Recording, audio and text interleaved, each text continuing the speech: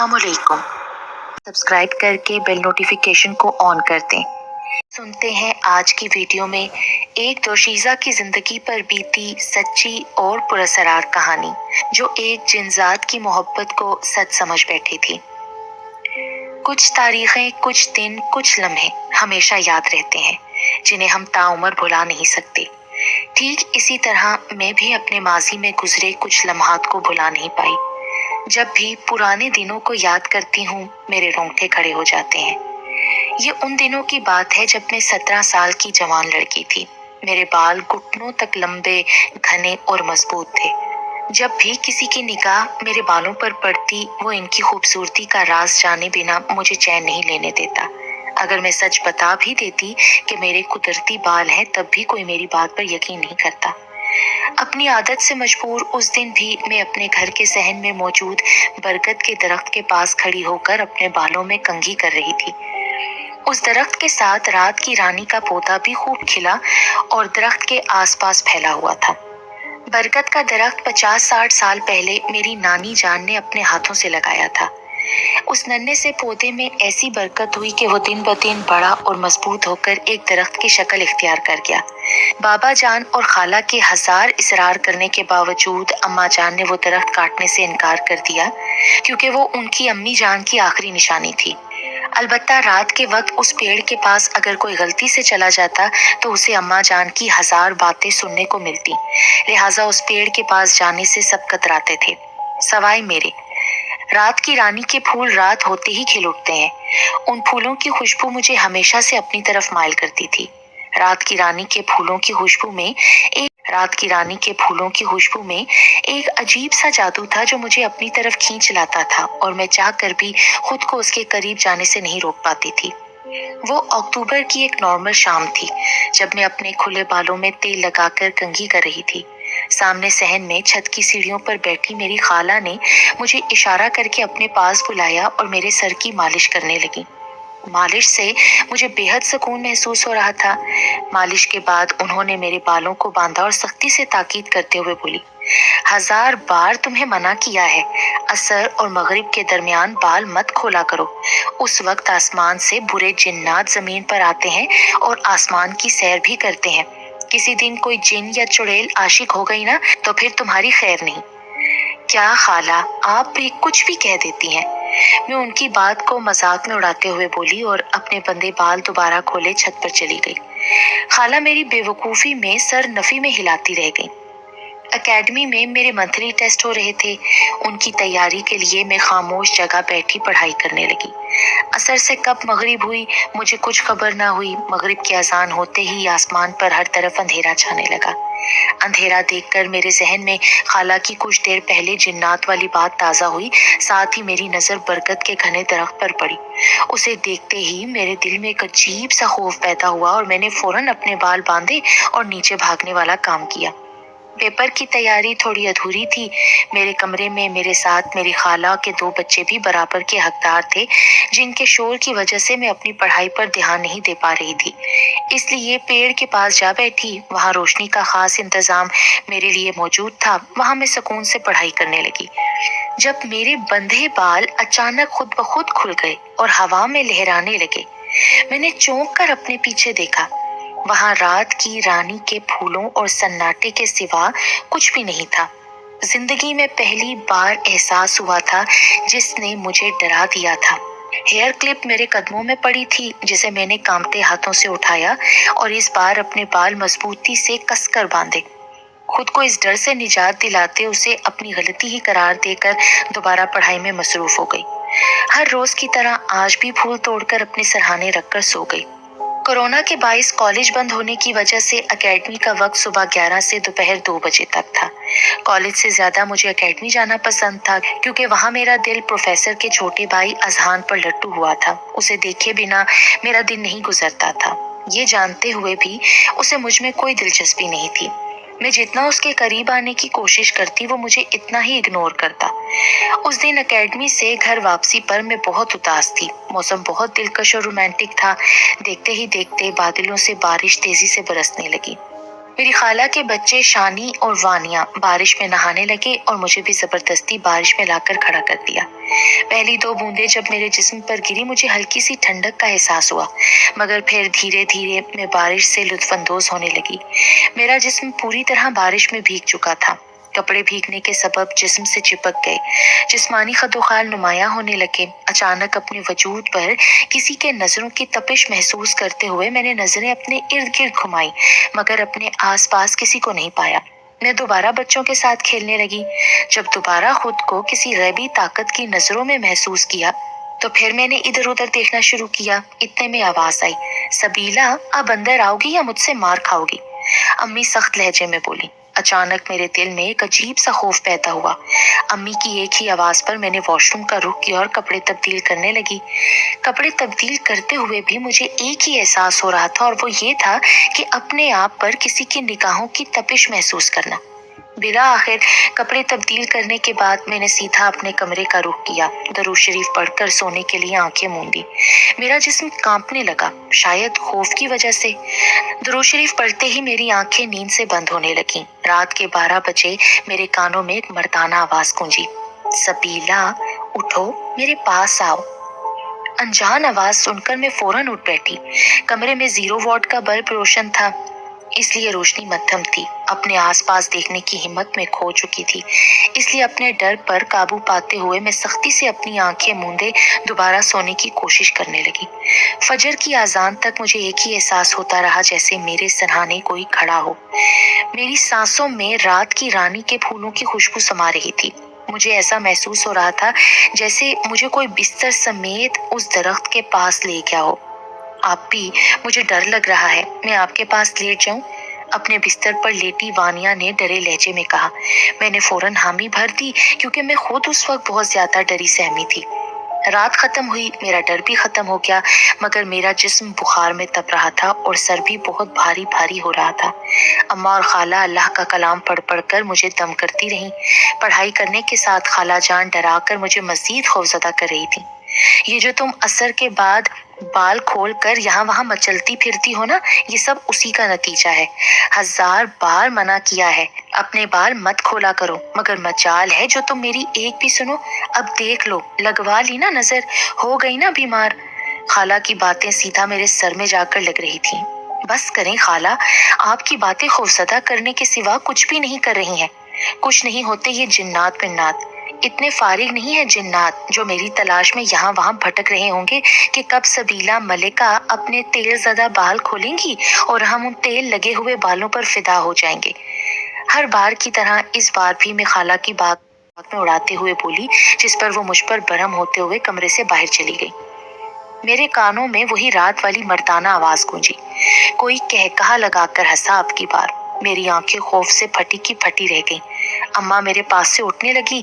मैंने हाथ से पकड़कर उन्हें अपने पास बिठा लिया। कुछ दिन ऐसा ही चलता रहा। हर रोज मुझे एक ही एहसास होता रहा, जैसे कोई ताकत पूरी रात मेरे सरहाने के पास खड़ी रहती है। मैंने अब रात की रानी के फूल तोड़ना भी छोड़ दिए थे, मगर हैरान कुन और चौंका देने वाली बात ये होती कि मेरे सरहाने के नीचे हर रोज ताज़ा फूल बरामद होते, जिनकी खुशबू बहुत ज्यादा तेज और अच्छी होती। कुछ दिन बाद बुखार उतर गया, मगर मेरा सर हर वक्त भारी रहने लगा था। अपने बालों को ब्रश करने के बाद मैं उन्हें बांधने लगी।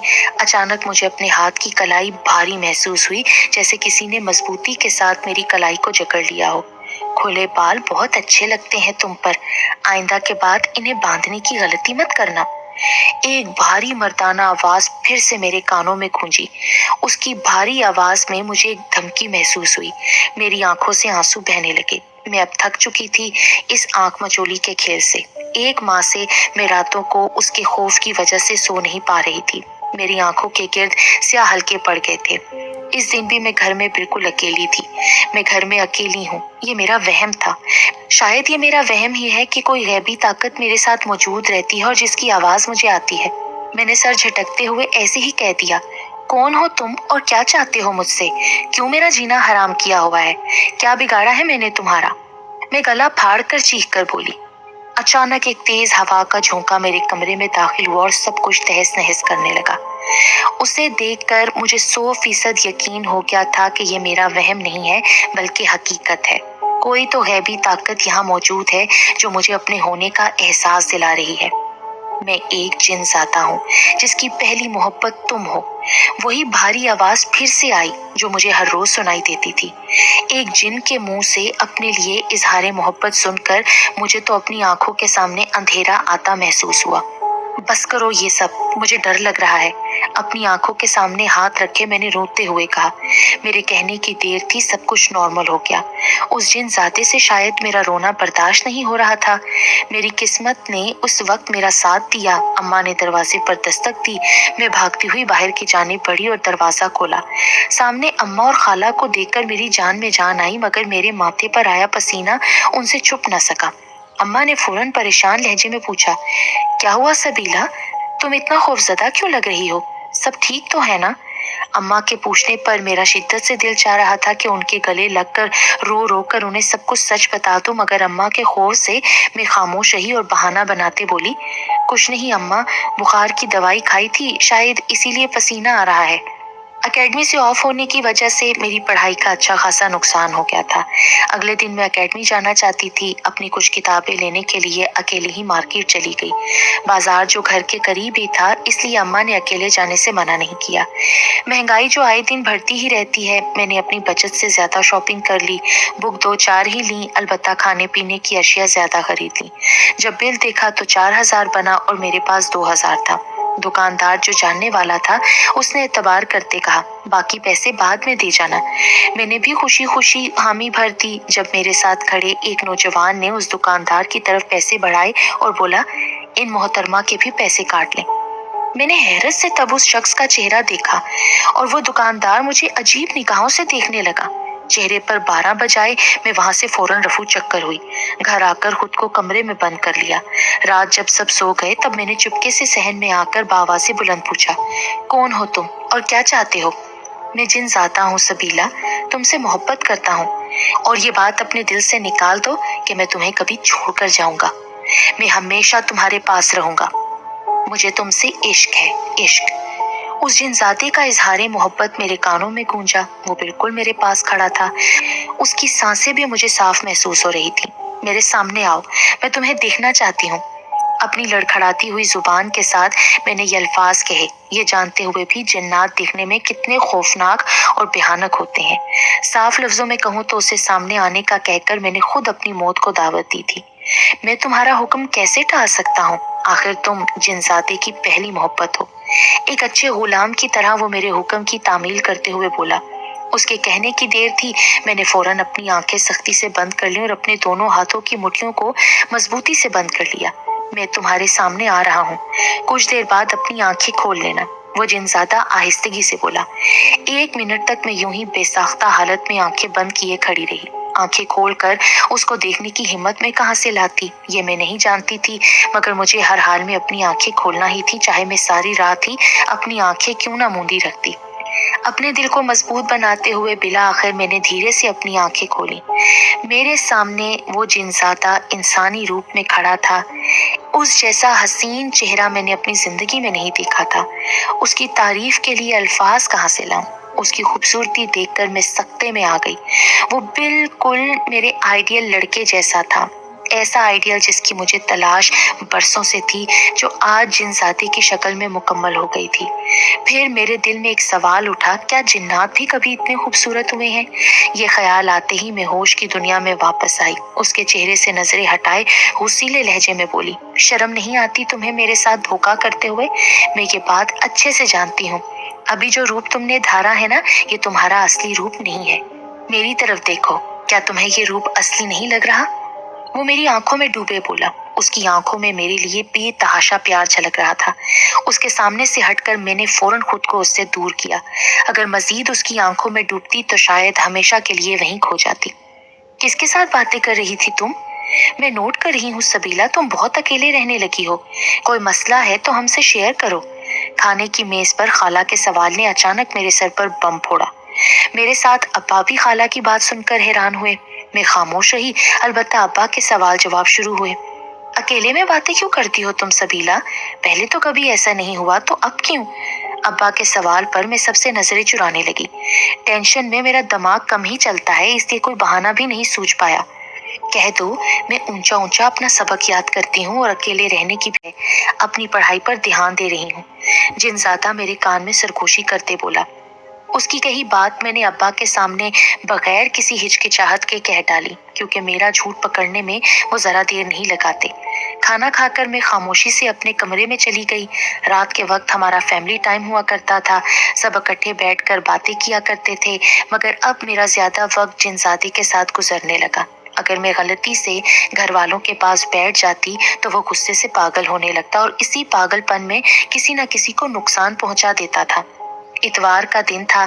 खाला किचन में दोपहर का खाना बना रही थी और मैं बरगद के पेड़ के पास बैठी रात की रानी के पौधे के साथ खेल रही थी। खाला की आवाज देने पर मैं उनके पास किचन में चली गई और उनकी फरमाइश पर चटनी बनाने लगी। जिनजादा मुसलसल मेरे कानों में गुस्सैले लहजे में मुझे वहां से हटने का कह रहा था, मगर खाला के डर से मैं उसकी बातों को अनसुना कर रही थी, जबकि वो मुझे बता चुका था कि उसकी आवाज सिर्फ मैं सुन सकती हूँ और कोई भी नहीं। खाला गरम तेल में पकोड़ों का मसाला डाल रही थी, जब अचानक गरम तेल की कढ़ाई उलटकर उनके कदमों में जा गिरी। उनके दोनों पांव बहुत बुरी तरह जल गए। गरम तेल के छींटे खाला के पेट और चेहरे पर भी गिरे। उनके चीखने की आवाज सुनकर अम्मा और अब्बा भागते हुए किचन में आए। अम्मा ने वक्ती तौर पर उनके पांव और मुंह पर बरनौल लगाया। अब्बा टैक्सी लाए और फौरन उन्हें अस्पताल ले गए। मैं सख्ते किसी आलम में वहीं किचन में खड़ी खिड़की से बाहर का मंजर देख रही थी।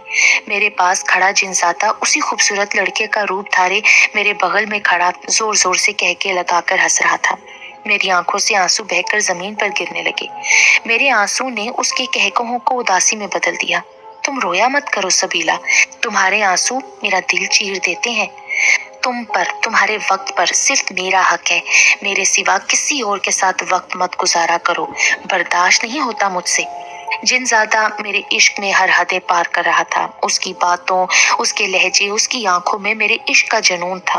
वो जो मुझसे इजहारे मोहब्बत करता, रात की रानी के फूल बारिश की तरह मुझ पर बरसने लगते। ये सब मुझे एक फिल्म का मंजर लगता, मगर वो सब हकीकत था। अब ये सब कुछ मुझे भी अच्छा लगने लगा था। एक खुशशक्ल नौजवान मेरे इश्क में गिरफ्तार था। इससे क्या फर्क पड़ता था कि वो इंसान नहीं था। मेरे पास आता तो वो इंसानी रूप में ही आता था ना। बस अब मुझे यही सब भाने लगा था। कुछ वक्त और गुजर गया। एक दिन सुबह से शाम हो गई और जिनजादा हाजिर न हुआ। मैं बुलाई बुलाई सी फिरती रही। अम्मी और खाला मेरी बेचैनी महसूस कर रही थी, मगर खामोश थी। 8वें दिन जब मैं बुरी तरह मायूस हो गई और रोने लगी, तब अम्मी ने मुझे अपने कमरे में बुलाया। सबीला, तुमने इतनी बड़ी बात हमसे छुपाई। तुम क्या समझती हो कि तुम आसेब के जेरे असर रहोगी और हमें पता नहीं चलेगा? मैं हैरानी से अम्मी का मुंह तकने लगी। मौलवी साहब ने घर समेत हम सबको हिसार में ले लिया है, हिफाजत के तावीज भी दिए हैं। बेटी, खुदारा होश के नाखून लो। वो जिन जाता है, अगर तुमने उसकी असल शक्ल देख ली ना तो खौफ से ही मर जाओगी। धोखे में मत आओ। मैं और तुम्हारी खाला कई दिनों से तुम्हें नोट कर रहे थे, तुम्हारी हरकतें देख रहे थे। तुम्हारे अब्बू से जिक्र किया तो उन्होंने ही मौलवी साहब के पास जाकर इस मसले का हल किया। मैं अम्मी के पैरों में बैठकर रोने लगी। सबीला बेटी, तुम पाक साफ रहा करो और नमाज पाबंदी से अदा किया करो। मैंने हामी भर ली। मुझे महसूस हो रहा था जैसे मैं गहरी नींद से जागी हूँ। बाद में सबसे पहले बरगद का दरख्त अब्बू ने कटवाया। फिर अब्बू ने हम सब घर वालों को 3 माह के लिए मामू के घर कोटली भेज दिया और लगातार 3 माह घर में पढ़ाइयाँ जारी रहीं। कुर्बानी भी की जाती रही। ऐसा मौलवी साहब के कहने पर ही किया गया था। 3 माह बाद जब हम सब वापस घर लौटे तो सहन में जहाँ बरगद का दरख्त और रात की रानी का पौधा था, अब्बू ने वो जगह मुकम्मल सीमेंट करवा कर वहाँ सीमेंट का चबूतरा बनवा दिया था जिस पर अम्मी नमाज पढ़ा करती थी। मैंने अपनी पढ़ाई मुकम्मल कर ली तो मामू के बेटे के लिए मेरा रिश्ता आ गया। शादी के बाद मैं कुछ अरसा अपने ससुराल कोटली में रही, फिर मियाँ के साथ सऊदी अरब आ गई। अल्लाह ताला का शुक्र है कि मैंने उम्रे किए, हज भी किया। लेकिन अब भी कभी कभी जब वो दिन याद आ जाते हैं ना, जब मैं एक जिनजाते की मोहब्बत में गिरफ्तार हो चुकी थी, तो मुझ पर कपकपी चढ़ जाती है। शुक्र है कि बर वक्त मेरे माँ बाप ने मेरा रूहानी इलाज करवा के मुझे उस जिनजाते के जुनूनी इश्क से निजात दिलाई।